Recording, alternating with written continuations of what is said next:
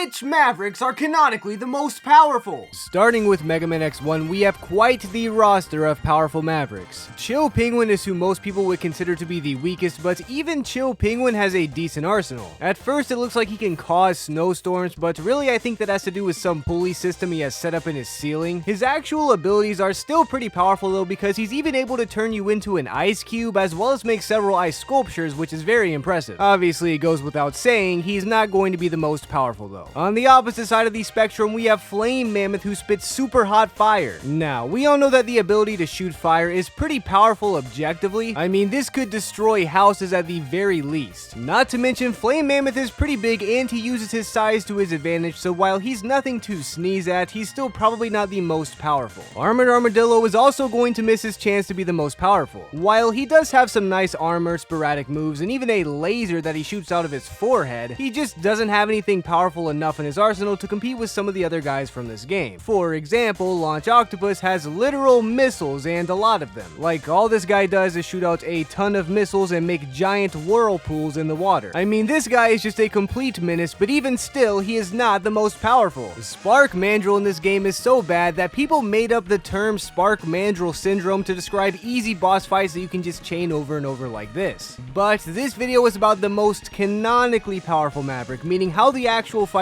goes doesn't really matter in this video. We're more interested in their actual canonical abilities today. And Spark Mandrill does have some pretty powerful electrical abilities and a pretty powerful punch. But unlike Elecman from Mega Man 1, Spark Mandrill's electrical attacks don't seem nearly as powerful, so unfortunately, even ignoring his boss fight, he is still not that powerful. Which brings us to the final three Mavericks who are in a league of their own. Let's start with Storm Eagle though, because while these last three guys are all super powerful, I think Storm Eagle is like just a little bit less powerful, but maybe I'll change my mind. You have to keep watching the video to find out. Either way, this guy is super strong. Not only can he spawn a seemingly infinite amount of birds and fly, but he also has the ability to spawn tornadoes, or at least that's what the power he gives Mega Man does. In the fight, he does produce powerful winds at least, and unfortunately I don't know how much Mega Man X weighs because I never read that intro segment at the beginning that probably tells me exactly how much Mega Man X weighs, but there is a chance that Storm Eagle is crazy strong. Despite that though, I think the strongest is going to have to come down to either Boomer Kuwanger or Sting Chameleon. The reason these two are by far the most powerful is because they both have abilities that are super overpowered and potentially very hard to scale. First of all, Sting Chameleon can turn invisible. I know that doesn't seem like a lot, but again, think about the practical uses for this in real life. That is insanely overpowered, especially when mixed with the fact that he can shoot lasers. An invisible laser shooting robot could probably take over the world, but Boomer Kuwanger can actually compete with that because he has the ability to teleport. Now, to be fair, we only see him teleport in short distances, but we don't know the limits of his teleportation. For all we know, he only teleports short distances because he's in a small room while fighting Mega Man X, which basically means this comes down to whether teleporting or being invisible is more overpowered. And while I do think that if you were able to teleport unlimited distances with unlimited time, like to the moon or something and back in the blink of an eye, then teleporting would probably win, but that seems like a huge stretch from what we're able to see from Boomer Kuwanger. Meaning Sting Chameleon, the invisible laser shooting robot, is definitely the most powerful Maverick from Mega Man X. Moving on to Mega Man X2, we need to start speeding things up because I yapped for way too long on Mega Man X1, but I'm sure you guys enjoyed that since it's most of you guys' favorite Mega Man X game, right? If not, leave a comment down below which Mega Man X game is your favorite. But anyway, let's start by looking at Bubble Crab. I mean, this guy basically just makes bubbles underwater. That's cool and all, and it would be super useful for humans as long as those bubbles are filled with breathable oxygen, but as far as power goes, he's pretty low.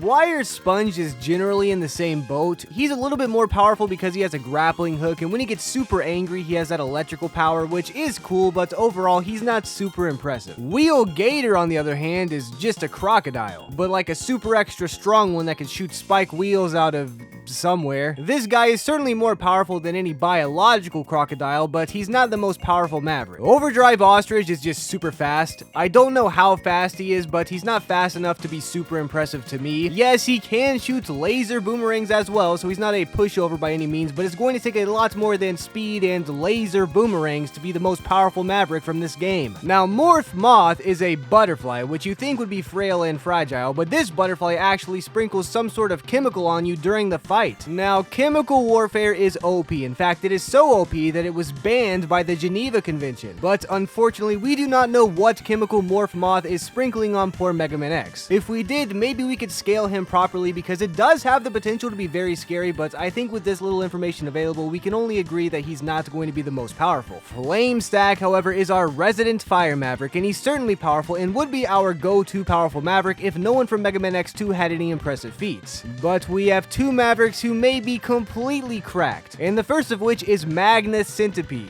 Now, I could be mistaken on this, but it looks like he has some form of telekinesis. That is insanity. He's also able to hack into Mega Man's operating system to cause multiple types of problems, which is super impressive and could cause a lot of practical problems in the real world, especially when paired with potentially telekinesis. But even with all that being said, this will probably come as a shocker, but despite my hatred for Crystal Snail, I think he may be the most powerful Maverick. First of all, he can crystallize things, that's cool, but not enough, right? Well, what makes him so powerful is his ability to lag the game. And as far as canon goes, that's the real world. This guy can make the real world lag. I don't know how that's possible, I don't know the extent of the repercussions from this, but I do know that is insanely powerful. So while I do hate Crystal Snail and Magnus Centipede certainly has an argument to be made about him, Crystal Snail has got to win the award for the most powerful Maverick from Mega Man X2. Mega Man X3 has a few weak Mavericks, so let's go ahead and get them out of the way. Blast Hornet is just a B. I mean, I don't like getting stung by these guys, but I wouldn't call them powerful. Blizzard Buffalo is a lot like Frostman from Mega Man 8. He's big and he has ice powers, which isn't super impressive, but he does have a Kamehameha. The only problem is instead of vaporizing you like in the anime, it just freezes you. And while that is pretty powerful, it's also disappointing. Tunnel Rhino is surely a force to be reckoned with considering he can dig tunnels fast. At least I assume he can do that. That seems like the point of that Maverick. But as far as these Mavericks go, he's not going to be the most powerful in this game, and I think we all saw that coming. Neon Tiger is a great Maverick, but he's not super powerful. I mean, yes, he is a robot tiger that can shoot laser things out of his tail, which is more powerful than any human being for sure. But you guys have played Mega Man X, you know that he's less powerful than several Mavericks in the series. Toxic Seahorse has the potential to be very powerful with his toxic acid attacks, but much like Acid Man from Mega Man 11, we just don't know how powerful this acid is. Will it go through any metal instantaneously? Does it just sting a little bit? I have no idea, so I cannot say with confidence that he is the most powerful. Now, Crushed Crawfish, on the other hand, is an interesting case for a similar reason. I know his name is Crushed Crawfish, but I'm pretty sure those pincher things are based off that one shrimp that can crush with like more powerful than a literal gun. Have you heard of those? It's a pretty strong animal in the water. You should look it up. Maybe I'm wrong about that, but either way, with the grip of this guy's crushing hands, this could potentially make him the most powerful. But once again, we are trumped by a lack of knowledge on his true abilities. Volt Catfish, though, is definitely very powerful. This guy has a huge control over electricity and has some very scary electrical attacks that would be a devastating thing in almost every real-life scenario I could imagine. But you know who's even more powerful than Volt Catfish? Gravity Beetle, because he can control gravity. Now, I explained this in my last video on Powerful Robot Masters, but the power to control gravity is insane. I mean, he's literally shooting out black holes, and it doesn't take a physicist to know that spawning in a black hole would literally destroy the world and the galaxy, and maybe even other nearby galaxies. That's insane. So, it goes without saying that Gravity Beetle is by far the most powerful Maverick from Mega Man X3. Mega Man X4 basically only has weak Mavericks aside from maybe like one, so let's speedrun this section. First of all, Web Spider is just a spider. I mean, his webs do have electricity, but like,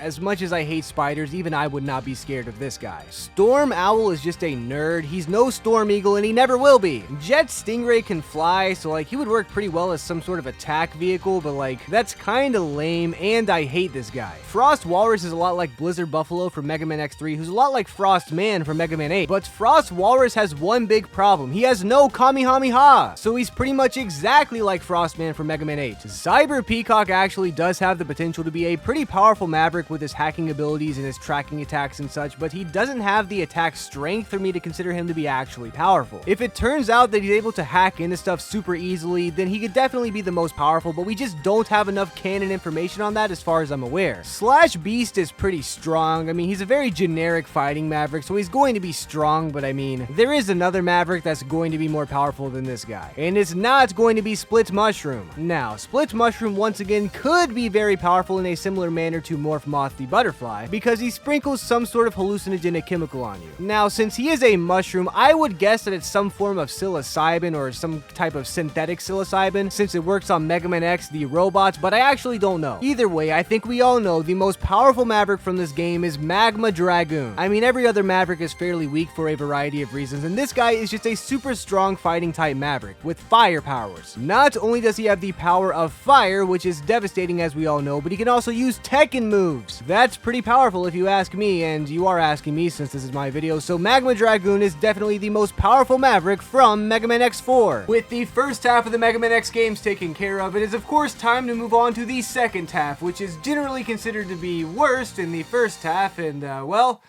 so are its Mavericks. Mega Man X5 is probably my least favorite Mega Man X game for a litany of reasons that I'll get into in another video one day, but it does have one Maverick that is significantly more powerful than the rest, so I'm sorry to all you Mega Man X5 fans, but I'm gonna cut this entry short and just cut to the chase. Dark Necrobat can freeze time. Once again, I talked about how powerful the concept of freezing time is and the potential consequences are in more detail in my last video, but just think about it, guys. Freezing time is stupid overpowered. How do you beat that? You can get in a fight with literally anything and just freeze time and win. Even if you don't know how to beat whatever you're fighting, just freeze time and wait until you figure it out. Time freezing is by far the most overpowered ability of all time. The only thing that could potentially beat time freezing is maybe going back in time, since you could maybe stop the person with time freezing abilities from ever existing, or at least getting that ability to begin with, but now I'm just yapping. I'm sure you guys understand that Dark Necrobat is by far the most powerful Maverick from Mega Man X5. Mega Man X6, while significantly better than Mega Man X5, actually seems to be hated on a lot more. And while I do understand why, I do not appreciate it, but its Mavericks are certainly not helping the cause because every single Maverick from this game is very weak. First of all, Ground Scarbish is just a dung beetle. That's it. I don't know why this guy exists. Even in his fights, he just pushes around a ball of poop like that's a normal thing to do. This guy is a disgusting weirdo. Shield Sheldon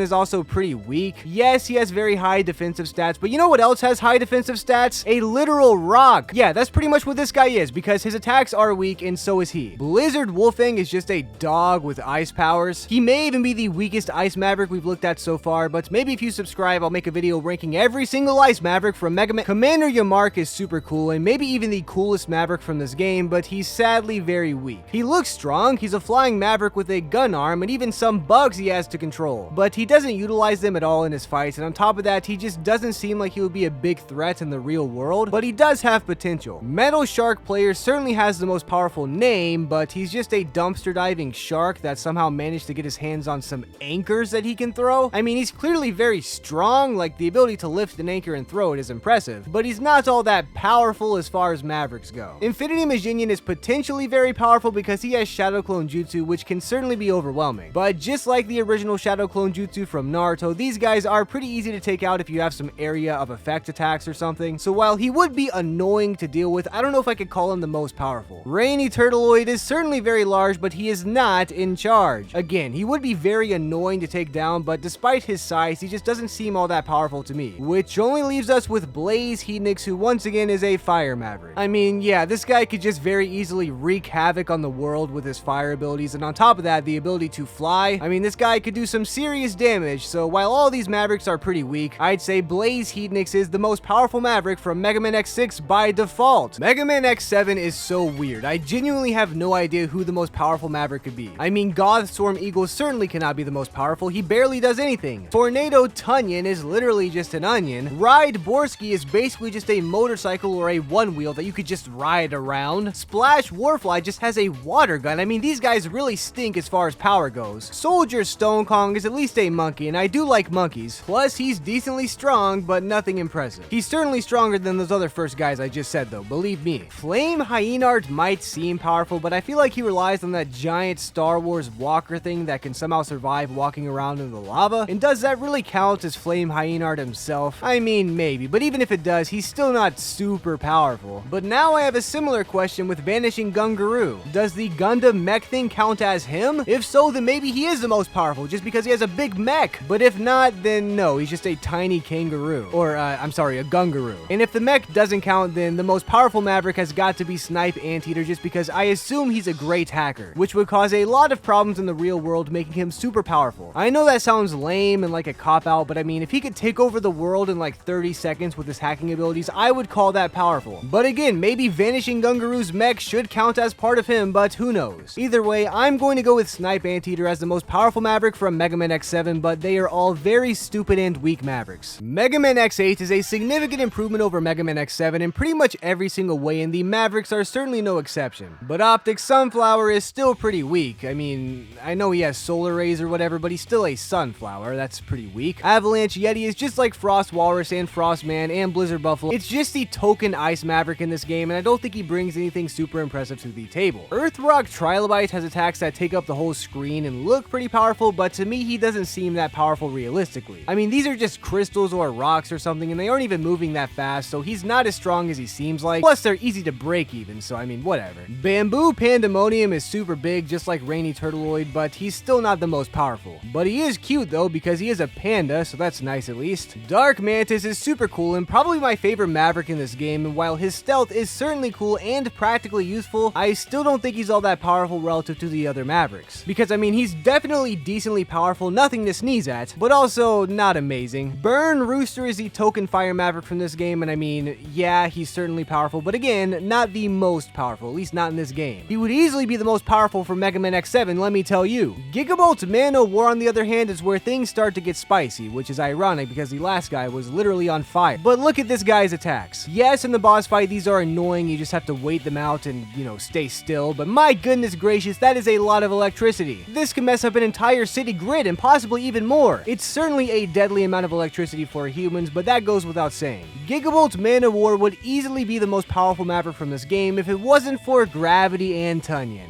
Yep, once again we have a Maverick that can control gravity, and I'm not going to elaborate any further, you guys are smart. Gravity and Tunyon is by far the most powerful Maverick from Mega Man X8, plus he has a huge badonkadonk. Those were the most powerful Mavericks from every Mega Man X game, X through X8. As always, I hope you guys enjoyed this video, and I would love to hear what you all think down in the comment section about what you think is the most powerful Maverick from each Mega Man game, or the most powerful Maverick in general, whatever you guys want to say. And also, I'm sorry I didn't get a chance to stream last week, and I really wanted to, but I do want to do one soon, I promise. I've just been really busy with stuff, but maybe we could do a stream on Halloween and do some scary games.